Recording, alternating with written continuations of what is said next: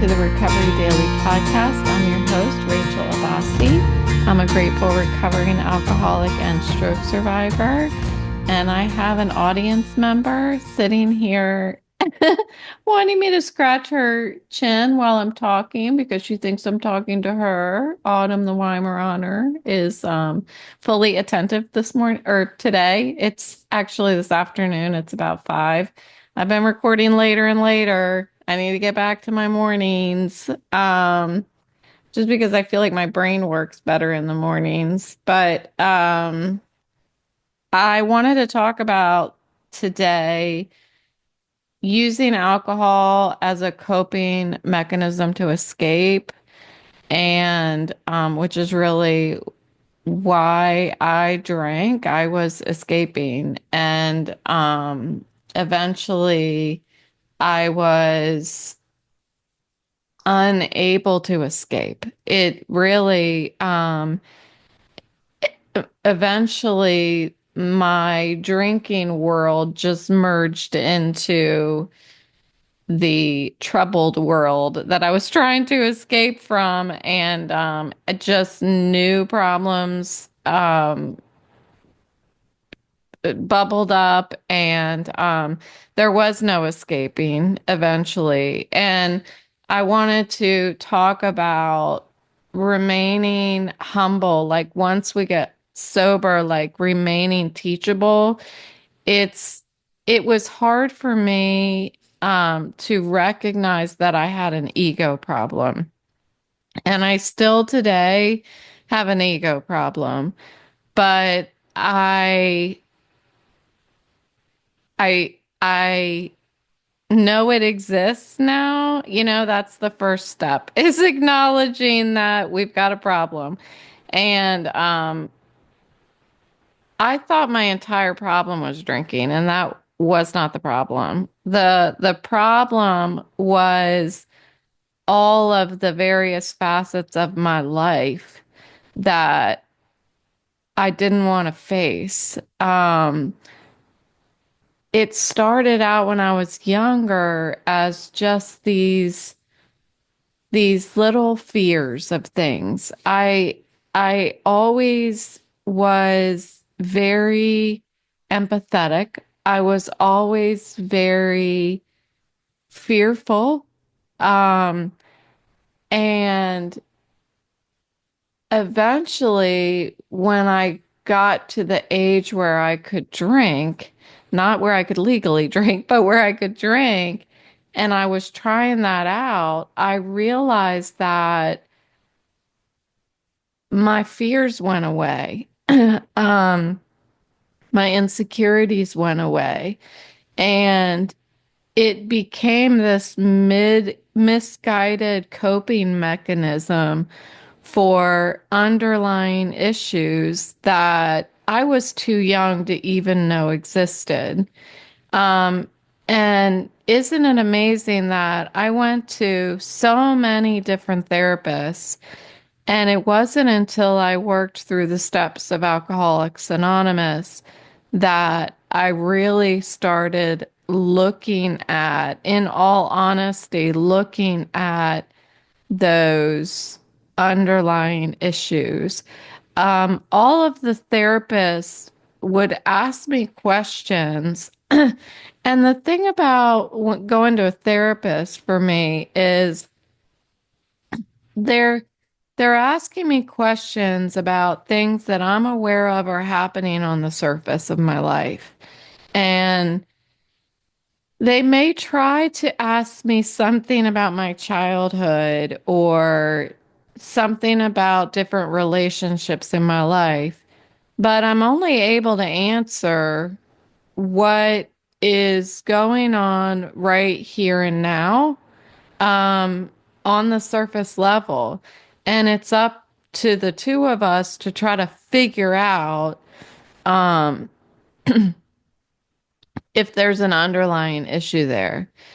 And the steps of Alcoholics Anonymous allowed me it was like a very guided process for having me look at A, B, and C and ask myself questions. It's just amazing to me how well it works when we sit down with somebody who's not a therapist. I'm sitting down with a sponsor who ha has similar underlying issues, and we together are able to start digging up a lot of stuff that I'd not been able to dig up with a psychiatrist or a therapist.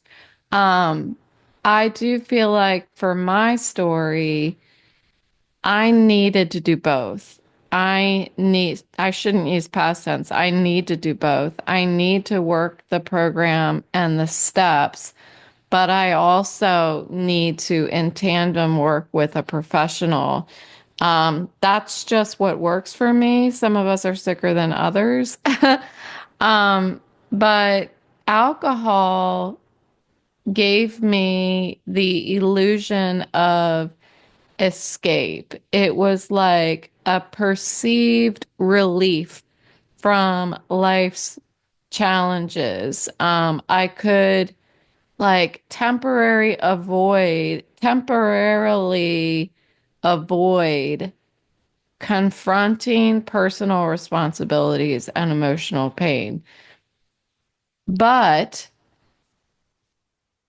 I was avoiding it until I got sober, you know? And that misconception that drinking was serving as a viable escape from my life, um, finally started to show itself because my problems started to get worse. Like my personal responsibilities that I was avoiding, they're still there. And my emotional pain was still there when I got sober. So I started drinking more and more so that I was avoiding confronting all that stuff more, for a longer period of time until eventually I was drinking 24/7. I always had alcohol in my body, and it started with this desire to constantly avoid confronting my life until it became a way of survival because I could not function without alcohol in my body because my cells were actually becoming dependent on it. I think for me, excuse me, for me, it felt like that emotional dependence started before that physical addiction began. That's what it felt like. Um, I don't know necessarily, even after reading books and research and all that stuff, I don't know at what point my physical dependence started. They call it an allergy um, of the body. So that would mean that the physical dependence was running in tandem with my emotional dependence on it.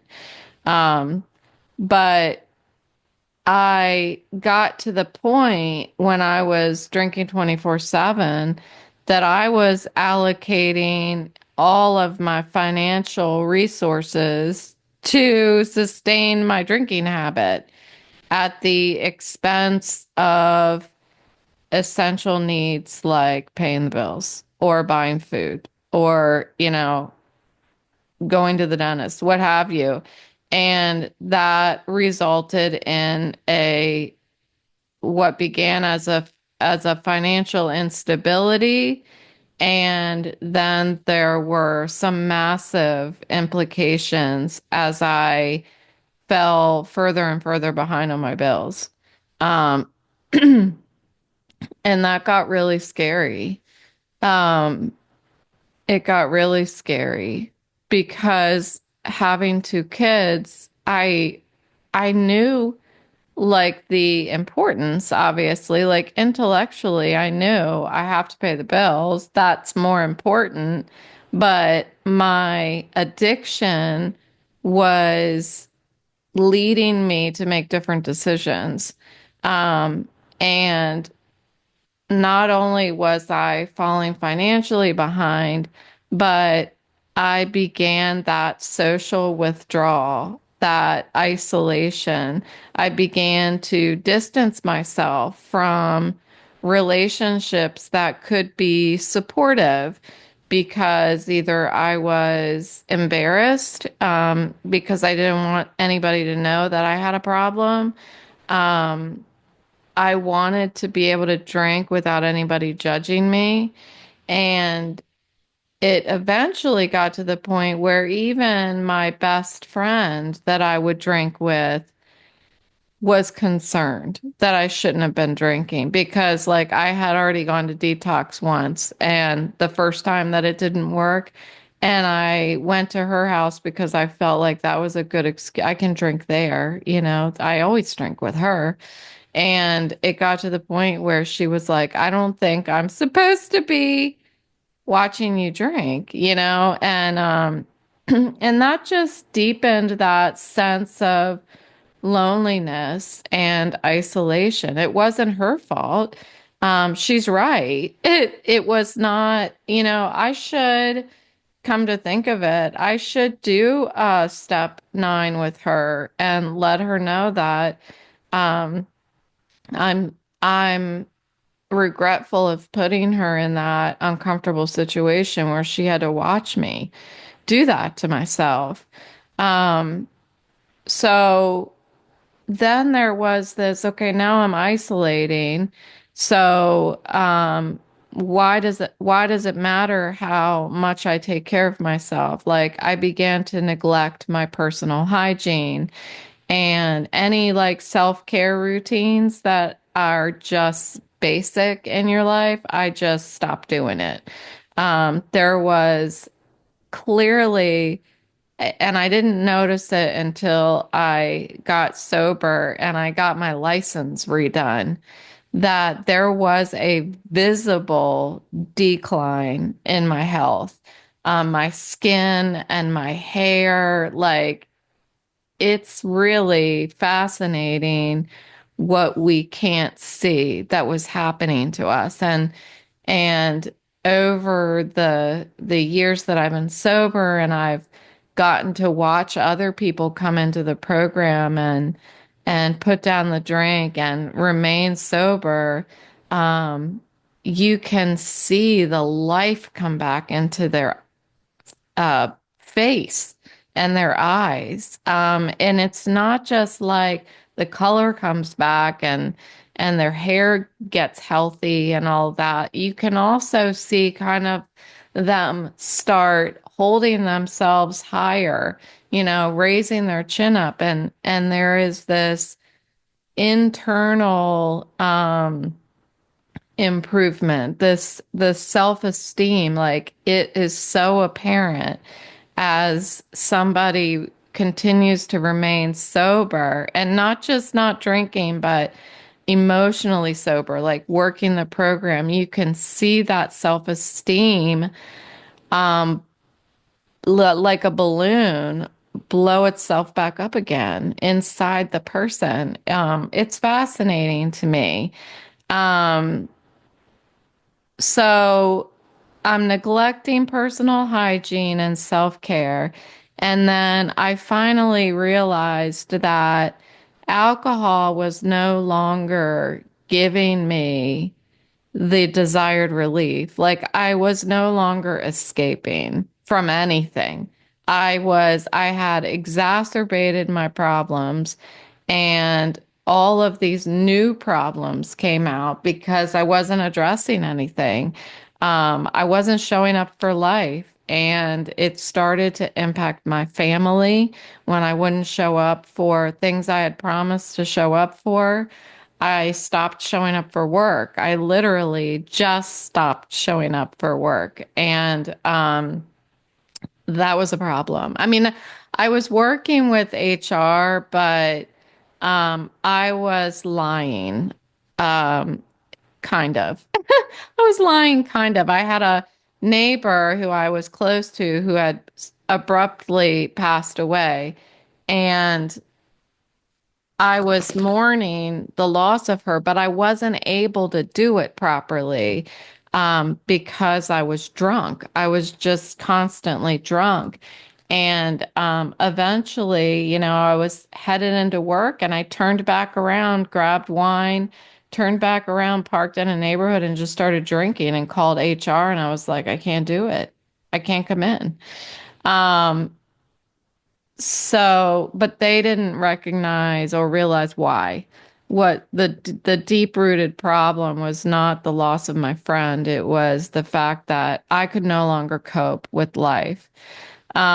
So confronting those root causes of my emotional, mental, and physical decline, um, required me to take the alcohol away. So, um, the only way that I could do that was to go to detox. And I, that's the part where I wish I could bottle whatever it was that gave me that moment of clarity that highlighted the severity of my addiction and where I reached that like internal plea for help and was able to actually say in the middle of the night, drunk in my room, God, please help me. And it's fascinating how many people I have run across in the program who have reached that pivotal moment where they say the exact same thing. God, please help me. Um, it's inspiring to me that that moment with those same words happens to many people who are suffering from addiction. Um, so when I said that, that was my internal plea for help. And I ended up reaching out to the detox center again. And I made that conscious decision that I want to live. It was either I was going to live or die. And I had made the decision that I wanted to live. And it didn't look like that for me. My thoughts in my head were not, okay, girl, you're going to die, so you better go. Like it wasn't that. It was really like I was in this pit of despair and I was scratching my way out with my fingernails. That's what it felt like. And so going to detox for me was important because I needed to take away the alcohol with professional help so that I didn't end up having a seizure or something like that. Or if I did, I was in the place where I needed to be. But also having an introduction to how to recover one day at a time. So in detox, they introduced me to counseling. They introduced me to the steps of Alcoholics Anonymous. And most of all, they introduced me to other people like me, like standing in the hallway in the evening waiting to take our medications. We're all like standing in the hallway and all of these different times throughout the day where we're all congregated in one area, whether it's taking our medication or it's heading to the support group meeting or going to lunch or whatever it is where we're all together, we're all given the opportunity to exchange how we're feeling and what we're thinking. And that's when we start seeing that we're not in it alone and that, okay, I'm not the only one who has reached this point of complete powerlessness. And some people wanted to be there and some people did not want to be there. Obviously, nobody signed up and said, I can't wait to go to detox. This is where I always plan to be in my life at this point in my life. Um, but some people were made the decision on their own to show up, and some people were driven by their family or something like that um, to make that decision to go to detox. And it took a lot of humility and this honesty that I had never thoroughly gone all in on. Taking a personal inventory of like what was really happening and how was I living day to day, how was I was hiding from myself eventually after escaping, feeling like I was escaping from everything around me, my responsibilities. I was escaping from myself, and Autumn just barked and agreed with that.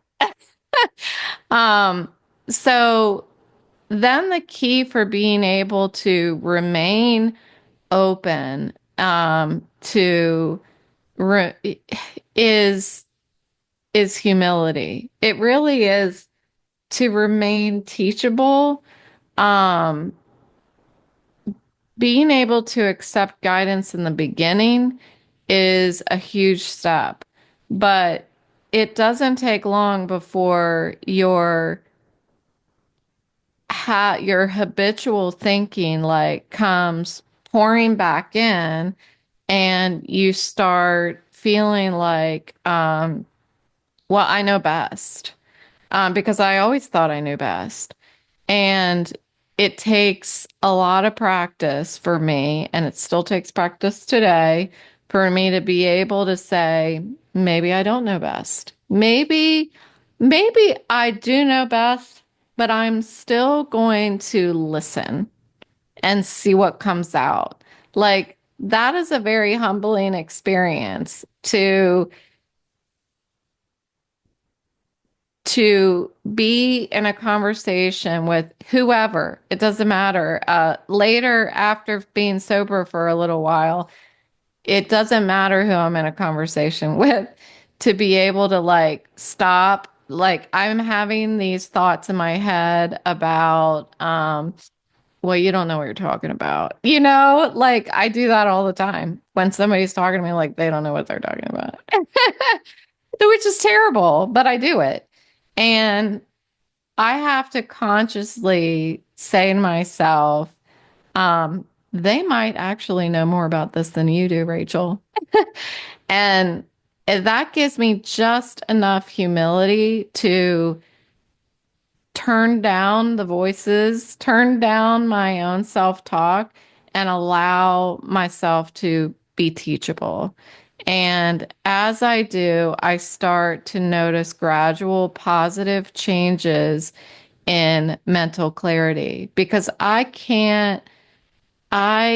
if I'm continuously talking with that old version of me, uh, Rachel version 1.0, if I'm constantly in my head having a conversation with the version of me that was drinking, um, I'm not able to remain teachable.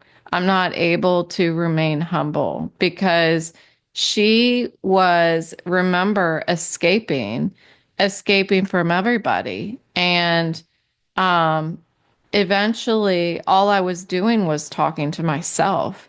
So, to get that emotional stability and mental clarity, I have to be able to turn down that self-talk. Um, and eventually it just happens. When we are willing to take all suggestions and go all in and willing to make those micro decisions to turn off my self-talk, turn off my self-talk. Like I have to do it all day. And when I keep doing that, I'm building the habit to stop listening to Rachel version 1.0 and start listening to the people around me. And I start building connections with people. And I begin to have growing um growing like the recovery foundation gets stronger as I allow somebody else to help me build it with me. I start setting up goals.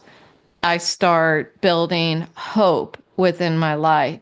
And my physical health is quietly following suit. And then recovery starts opening the doors to new opportunities and experiences. Like, but it all starts with being able to make micro decisions every day. To go back to something I say all the time, to do the next right thing. Um, when I do it all day long, honestly. Like today, let me think about what micro decisions I made to do the next right thing. Like one was I took Autumn for a nice long walk today. And I was out there walking with her and it was beautiful outside. I was walking with her and I was thinking, I'm going too far. I'm going too far. I need to turn around and go back home. Because I was started to like my head has been hurting all day today, and I think that's because of I got to see some friends over the weekend. But I made that micro decision to go for a walk, and that led to me then um just getting out to breathe in the fresh air. And I got to talk to a couple people, like say hi to a couple people. And then when I got back, we took a nap. Like I'm making these micro decisions throughout the day to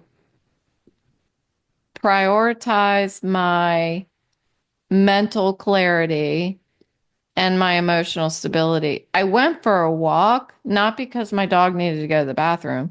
I went for a walk. Autumn, stop licking me, honey. Thank you so much.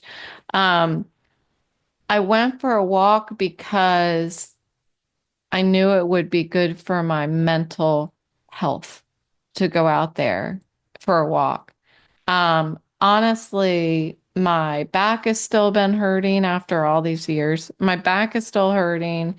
I don't want, I want to just lay down and feel sorry for myself and wish that my back would just heal on its own. But it's not going to. Like, I have to exercise and I have to build my strength back up. These walks with Autumn, it was probably a mile and a half. And it's it's a drop in the bucket to what I used to do with her before my stroke. And today it's like a conscious decision that I have to make to do some sort of exercise like that. And that's just probably not a great example of a micro decision, but you get what I'm saying. Um, I need to acknowledge that my recovery, while it takes dedication and hard work, it takes um, a conscious decision to do the next right thing. Sometimes that can get really tiring, and I need to be gentle with myself and acknowledge that hard work and consistency can get very tiring. And sometimes it can make me be like, forget about it. I don't want to do it anymore. Like I don't want to have to do this anymore. I'm tired of working hard. But then I remember so quickly that it's a preferable alternative to the how difficult it was to try to live during active addiction. Um, it My brain tends to sometimes go back to, why don't you escape again? You know? Um, I don't go so far as to start considering it, but I do have this when I start feeling exhausted and I start feeling like I'm tired of doing the hard work. I do have an instance here and there where I think, how can I escape?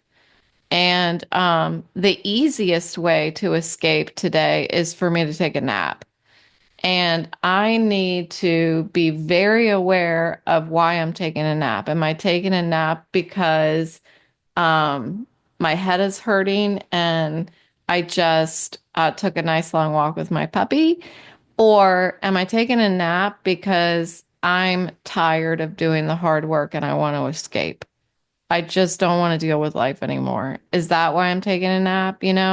Um, Adopting a mindset of readiness to do whatever it takes to maintain my emotional sobriety is all about willingness, being very aware, being self-aware.